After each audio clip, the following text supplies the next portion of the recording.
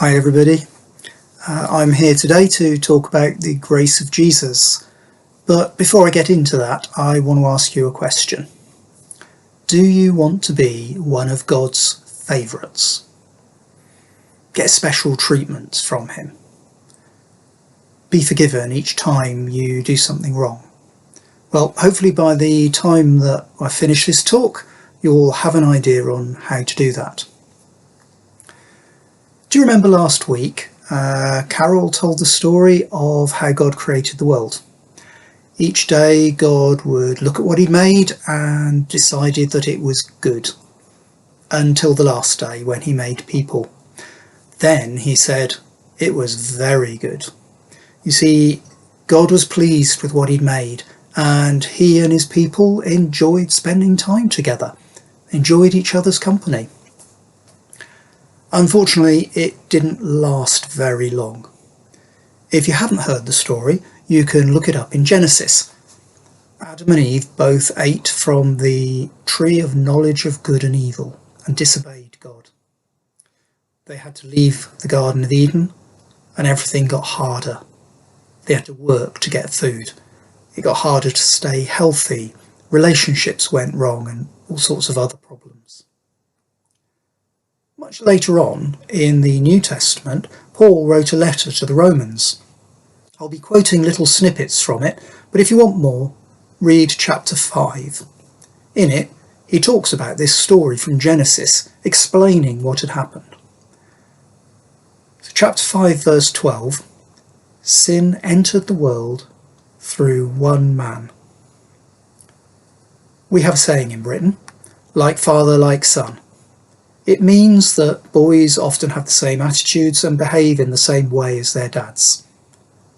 It doesn't matter what the family looks like, of course, whether it's just one mum or just one dad, two mums, two dads, or whatever else.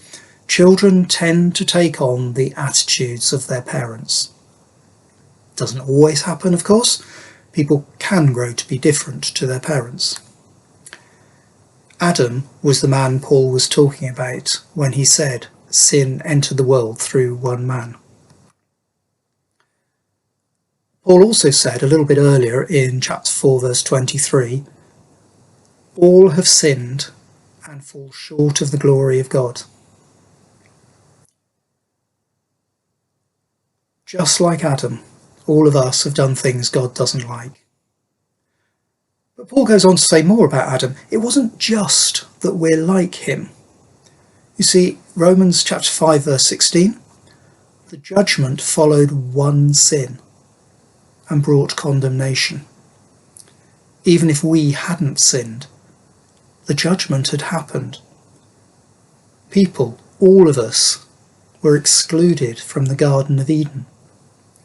We live in a world that's been broken, all because of one man.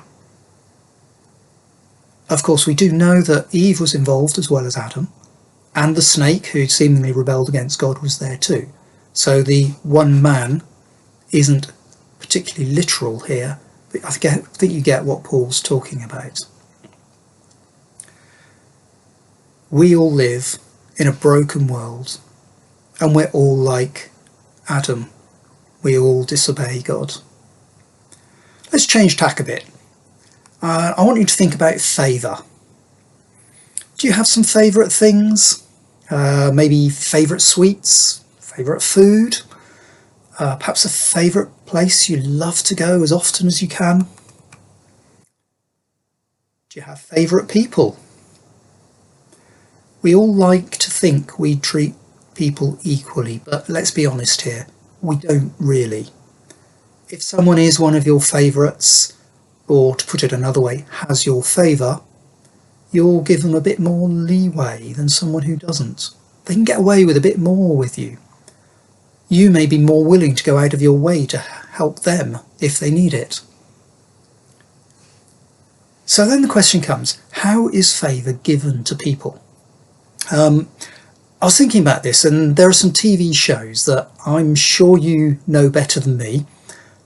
But for example, there's a TV show that rewards people for doing good things, perhaps a carer or someone who's done something great for the community.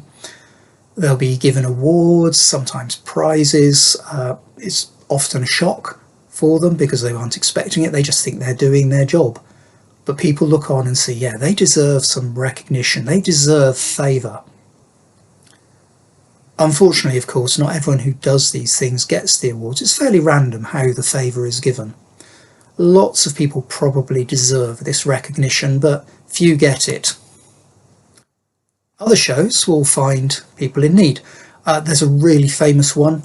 They discover a family who've been struggling, and then they send them away for a week or two and completely redo the house for them. They'll add special features for the particular needs of the people. And, I've seen a couple of these. It's fantastic seeing how the community get together to give to this one family in this way. And the family are always overwhelmed by the favour that they receive. They get the favour just by being in need. The problem is, of course, as usual, there's far more people in need than can be reached by this sort of programme. Just being in need isn't enough. Somehow you need to be chosen. And then it struck me, do you think there will ever be a show that finds someone really horrible and mean and does really nice things for them? Who do you know who's really mean or horrible? Would you go out of your way to do nice things for them, put yourself out for them? Generally, for us, favour is given to those who seem deserving or are in need. And it's possible to fall out of favour with somebody. Have you ever had a good friend who is in your favour do something horrible or mean? They did something that just hurt you a little bit on the inside, either emotionally or possibly even physically. How long does it take before you'll be willing to do something nice for them again? They fall out of favour, can come back in. We're very fickle like that. So how about God's favour? We saw how Paul talked about how all of us have a problem. Not only have we sinned, we are also judged.